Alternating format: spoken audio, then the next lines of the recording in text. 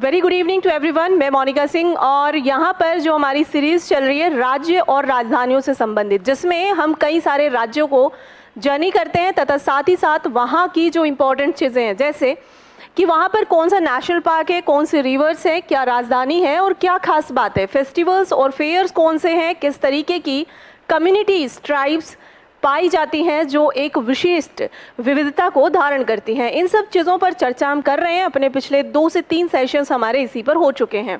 आगे भी जो हमारा राज्य वाला पार्ट बचता है तथा साथ ही साथ हमारा जो यूनियन टेरिटरी वाला पार्ट बचता है उसकी भी चर्चा करेंगे अपने नेक्स्ट सेशंस में। इसमें आप देख लीजिए, यहाँ पर हम बात कर रहे हैं नागालैंड की। ठीक है, नागालैंड स्टेट को जब हम देखते हैं तो सबसे पहली और सबसे इसकी खूबसूरत बात, बहुत ही सुंदर, और यदि हम बात करें नेचुरल सीनरीज का, यानी कि जो प्राकृतिक दृश्य होते हैं वो पाए जाते हैं। तथा साथ ही साथ आप यहाँ पर देख सकते हैं कि इसकी जो बॉर्डर है वो कई भारतीय स्टेट से और साथ ही साथ यहाँ पर जो है म्यांमार, जो कि बर्मा कहा जाता है, उससे भी अटैच है या फिर मिली हुई है, शेयर करता है ये कई सारे इनके साथ में अपने बॉर्डर्स को।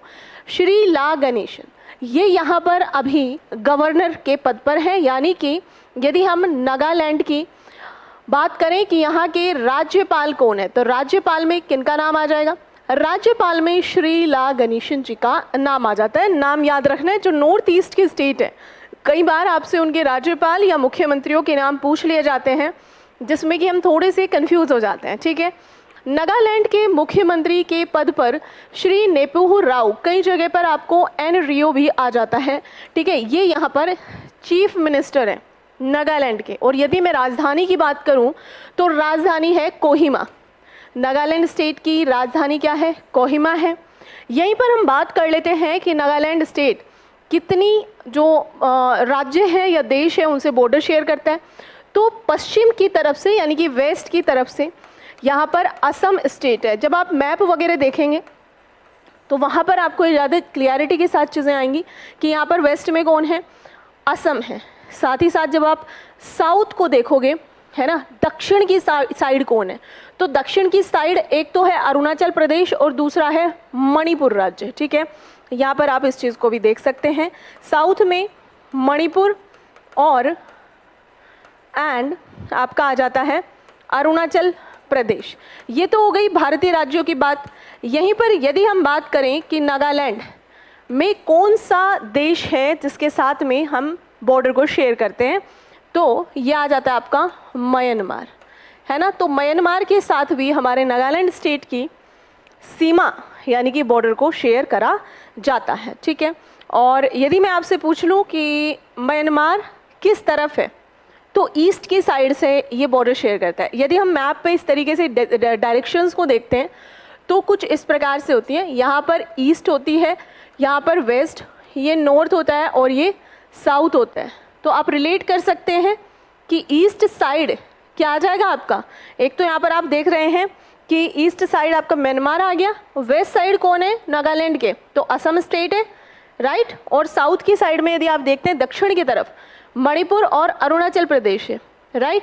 ये सारी की सारी चीज़ें हम किसके बारे में बात कर रहे हैं? यहाँ पर नागालैंड के बारे में बात कर रहे हैं। ओके, चलिए हमारा नेक्स्ट पार्ट देख लेते हैं। यहाँ पर नेक्स्ट पार्ट आ जाता है इसमें कि इसका जो बिगेस्ट विलेज है, यानी कि सबसे बड़ा गांव, तो वो आ जाता है आपका कोहिमा विलेज। ओके, अभी हमने देखा था कि जो राजधानी है ना, वो कोहिमा है। ओके, और बिगेस्ट विलेज के तौर पर भी कोहिमा। ये एक ऐसा राज्य है, कई बार आपको प्रश्न पूछा जाता है, क्योंकि भारत में यदि हम देखें तो जो 8-9 स्टेट है उनके अंदर हिंदी भाषी बहुत बड़ा क्षेत्र है। जैसे हम हरियाणा की बात करें, पंजाब की बात करें, उत्तर प्रदेश की बात करें, इधर छत्तीसगढ़, झारखंड, उत्तराखंड, मध्य प्रदेश, राजस्थान, इस वाले एरिया में कहीं ना कहीं वो हिंदी बाहुल्य या फिर हिंदी जानने समझने वाले लोग रहते हैं ज़्यादा, है ना। यदि हम साउथ की तरफ को चलते हुए जाएंगे, जैसे हम गुजरात पहुँचे, गुजराती है, महाराष्ट्र मराठी है, थोड़ा और आप इधर की साइड जाएंगे जैसे आंध्र प्रदेश है, तेलंगाना है, तमिल है, तमिलनाडु है, या फिर आप देख सकते हैं कि जो है केरला है, इस तरीके के, या फिर कुछ यूनियन टेरिटरीज है। तो हम ये नहीं देख पा रहे हैं कहीं पर कि इंग्लिश एक मेजर लैंग्वेज के रूप में कहीं पर है। But Nagaland is a state जहाँ यहाँ पर जो ऑफिशियल लैंग्वेज है दैट इज़ इंग्लिश। इस चीज़ को बड़े ही ध्यानपूर्वक देखेंगे कि नागालैंड राज्य के अंदर अंग्रेजी भाषा प्रचुर मात्रा में एक्सेप्टेबल है, राइट। हाईएस्ट जो पीक है यहाँ पर वो है सरामती पीक। ये कहाँ पर है? तो किफरी में है, ठीक है। कहाँ पर है? किफरी। कंफ्यूज नहीं होना है, कुफरी अलग है, ये किफरी है। कहाँ पर है? नागालैंड के अंदर है। यदि मैं कमर्शियल सेंटर की बात करूँ तो दीमापुर आपने कई बार सुना होगा, एक बहुत बड़े वाणिज्यिक क्षेत्र के अंदर आता है दीमापुर। ट्राइब्स देख लेंगे, बहुत बार पूछा जाता है कि अंगामी ट्राइब किस राज्य में पाई जाती है, तो देख लेंगे अंगामी ट्राइब नागालैंड के अंदर पाई जाती है। ओ, ये क्या है? ओ है, ये आपके यहाँ पर आ जाती है चकेसांग, दूसरी आपकी आ जाती है चांग, एक आ जाती है कचारी, एक आ जाती है आपकी यहाँ पर खियम न्यूंगन, ठीक है। तो ये आप थोड़ा सा देख लेंगे। कोयांग आ जाती है कुकी, कुकी ये मणिपुर के अंदर भी पाई जाती है, ध्यान रखिएगा। यहाँ पर लोथा भी है, फोम भी है, यहाँ पर पुचूरी भी है, रेंगमा भी है, संगतम भी है, सूमी भी है, तिखिर भी है, यहीं पर आपकी यिमख्वांग भी है और जिलियांग भी है। ये सारी की सारी जनजाति नागालैंड के अंदर पाई जाती हैं। और नागालैंड क्योंकि आजू बाजू कौन से स्टेट थे, यहाँ पर अभी हमने देखा कि मणिपुर भी है, असम भी है, अरुणाचल प्रदेश भी है, राइट, म्यांमार भी है। तो कई सारी आसपास के एरियाज़ में भी पाई जाती हैं और यहाँ पर भी पाई जाती हैं। यहाँ पर जो कल्चरल डिफरेंसेस होते हैं, जितनी भी हमारी ट्राइब्स होती है, उनकी फेस्टिवल्स मनाने के प्रकार, उनकी फूडिंग हैबिट, उनके कल्चर, उनकी ड्रेसिंग सेंस, वो सारी चीज़ें इनको अपने आप से थोड़ी सी विभिन्न करती हैं। बाकी इनका प्रकृति आदि की तरफ काफ़ी ज़्यादा रुझान होता है, झुकाव होता है, ठीक है। चलिए नेक्स्ट देख लेते हैं यहाँ पर कि ये भारत के 16वें राज्य के तौर पर 1 दिसंबर 1963 लिख लेंगे इस चीज़ को कि भारत के 16वें राज्य के तौर पर 1 दिसंबर 1963 को भारत का 16वां राज्य बना था, ठीक है। इस चीज़ को आप देख सकते हैं। नेक्स्ट देख लेते हैं कि यदि हम ओडिशा स्टेट की बात करते हैं, किसकी? ओडिशा। तो ओडिशा में यदि हम बात करें कि इसकी राजधानी यानी कि कैपिटल कहाँ पर है, तो भुवनेश्वर एक बहुत ही प्रसिद्ध शहर है। और यदि हम बात करें कि जो आपने देखा होगा कि हमारी जो संस्कृति है वो कल्चरली बहुत रिच है हर एक स्टेट की, बट जब हम साउथ की साइड जाते हैं, ख़ास तौर पर हम देख रहे हैं यहाँ पर ओडिशा या बंगाल है या आप तमिलनाडु या केरला, यहाँ पर जो आपको एक शैली दिखाई देगी, स्टाइल दिखाई देगी, ख़ास तौर पर भवनों का, मंदिरों का, तो वो बहुत ही ज़्यादा यूनिक है। तो यहाँ पर भी इस तरीके की बहुत सारी हिस्टोरिकल चीज़ें पाई जाती हैं। यदि हम बात करें एडमिनिस्ट्रेटिव यूनिट की, तो यहाँ पर 30 जो है ज़िले हैं, किसके अंदर? ओडिशा के अंदर। और ज़िले तो आपको खास तौर पर याद रखने होंगे, हालांकि ब्लॉक वगैरह उतना याद रखने की ज़रूरत नहीं है। तो 314 ब्लॉक भी हैं। और यदि तहसीलों की बात करें तो 317 यहाँ पर तहसील भी हैं। श्री नवीन पटनायक जी यहाँ पर चीफ मिनिस्टर हैं ओडिशा के अंदर, और गवर्नर हैं गणेशी लाल जी। क्या आप मुझे बता सकते हैं गणेशी लाल जी इससे पहले कहाँ के गवर्नर थे? जी, यदि बता सकते हैं तो प्लीज़ मुझे कमेंट बॉक्स में ज़रूर बताइएगा कि गणेशी लाल जी ओडिशा से पहले कहाँ, किस राज्य के गवर्नर पद को सुशोभित कर रहे थे। नेक्स्ट हमारा आ जाता है यहाँ पर ओ के बाद हम एंटर लेते हैं पी में, यानी कि पंजाब में। तो पंजाब जो राज्य है, सबसे पहले तो देखेंगे कि पंज आब है ना, पंज प्लस आब, राइट। तो यानी कि यहाँ पर 5 नदियों का एक प्रवाह क्षेत्र, फ्लो जो रीजन है वो पाया जाता है। पंच का मतलब होता है 5 और आब का मतलब होता है जो जल वाला क्षेत्र होता है, नदी आप कह सकते हैं, वाटर बॉडी आप कह सकते हैं। यहाँ पर आप देख सकते हैं सतलज को, सतलज, यहीं पर आप देख सकते हैं रावी को, यहीं पर आप देख सकते हैं ब्यास को, ठीक है, झेलम है, ओके। तो सतलज हुई, रावी हुई, ब्यास हुई, आपकी झेलम हो गई, और एक और रिवर पड़ती है चेनाब, ठीक है, चेनाब। इन 5 नदियों से बन करके ये पंजाब वाली जो भूमि है बनाई जाती है। परंतु यदि हम बात करें आज के वर्तमान पंजाब की, तो पंजाब भारत का एक राज्य क्षेत्र है जिसकी राजधानी चंडीगढ़ है। और ये जो चंडीगढ़ है ये किसकी राजधानी है? ये हरियाणा की भी राजधानी है। और साथ ही साथ ये जो चंडीगढ़ है ये भारत के एक केंद्र शासित प्रदेश यानी कि यूनियन टेरिटरी ऑफ इंडिया के नाम से भी जाना जाता है। यदि मैं बात करूं कि पंजाब के अंदर यहाँ पर सतलज, रावी और ब्यास, ये 3 नदियों का फ्लो एरिया आपको दिखाई देता है, सतलज, रावी और ब्यास का, ठीक है।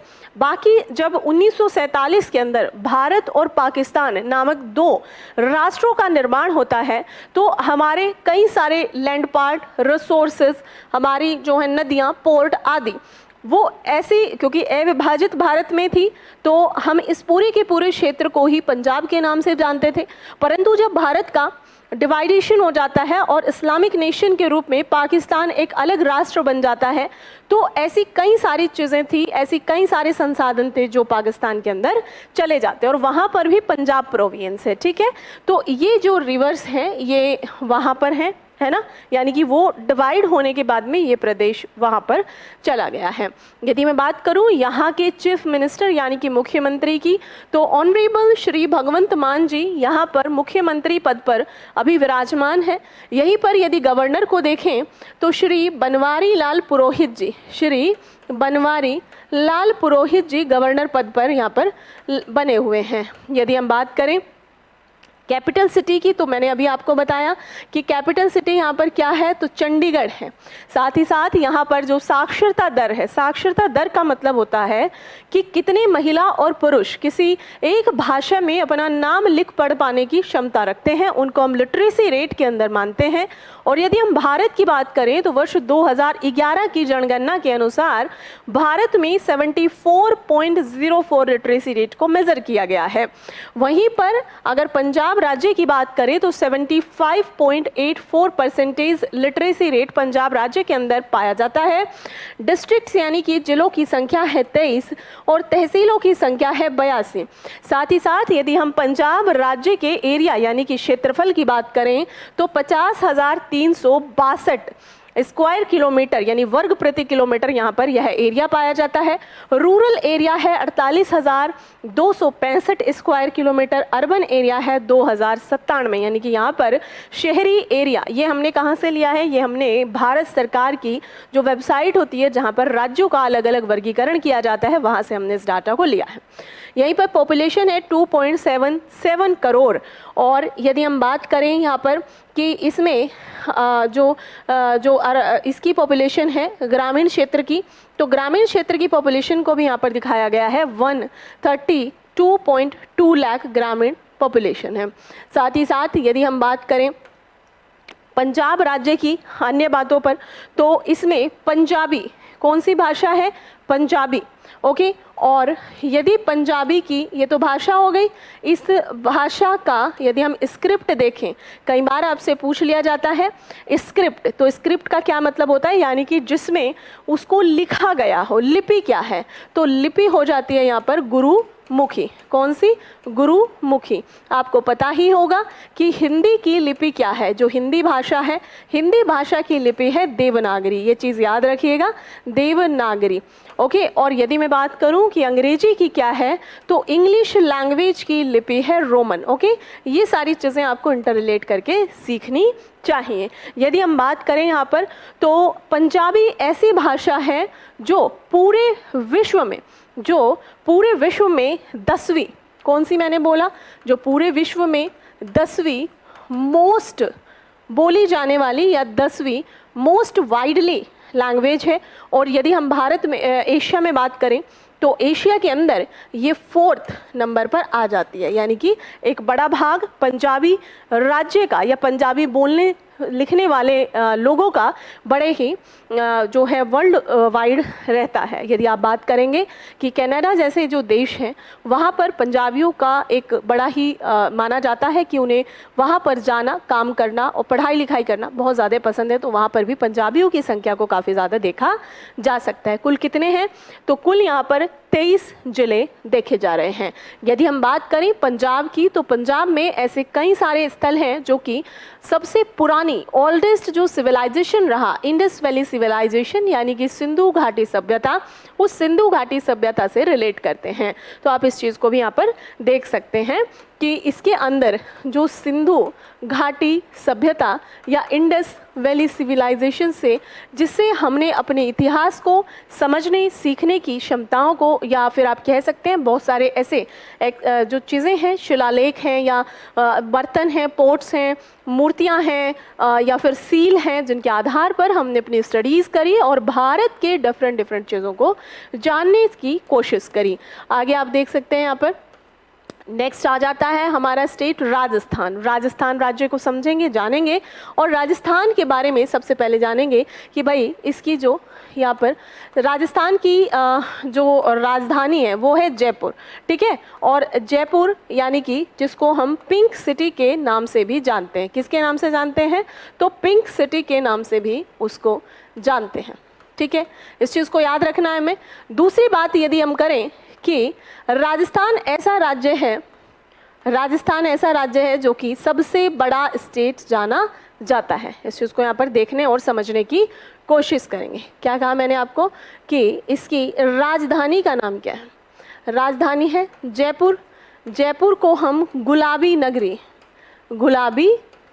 नगरी या फिर पिंक सिटी के नाम से जानते हैं। Rajasthan is a largest state according to the area, right.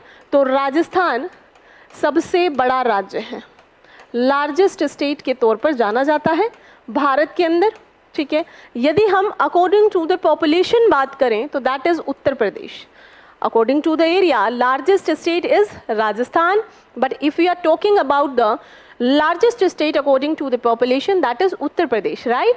तो यहाँ पर राजस्थान राज्य जिसकी राजधानी है जयपुर, वहाँ पर मुख्यमंत्री के तौर पर श्री अशोक गहलोत जी हैं, जो कि ऑनरेबल चीफ मिनिस्टर हैं राजस्थान राज्य के।